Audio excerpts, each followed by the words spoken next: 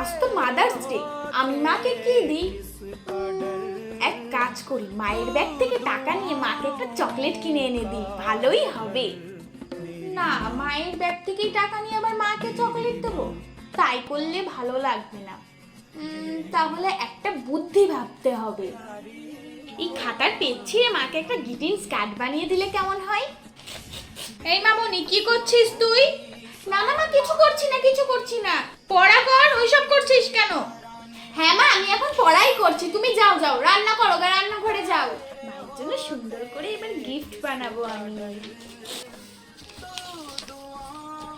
এবার এখানে আমি সুন্দর করে ডিজাইন করে দেব। মাই নিশ্চয়ই এটা অনেক পছন্দ হবে।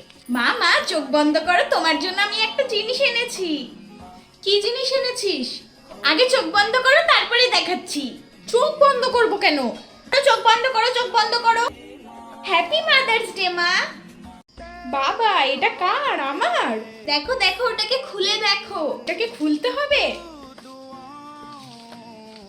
বাবা, আজকে মাদার্স ডে। পছন্দ হয়েছে তোমার? হ্যাঁ হ্যাঁ, খুব পছন্দ হয়েছে। আমি যখন বড় হয়ে যাব তখন তোমার জন্য আরো অনেক বড় গিফট কিনে আনবো। আচ্ছা বেশ, দিস। তাই জন্য তো পড়াশোনা করতে হবে তোকে।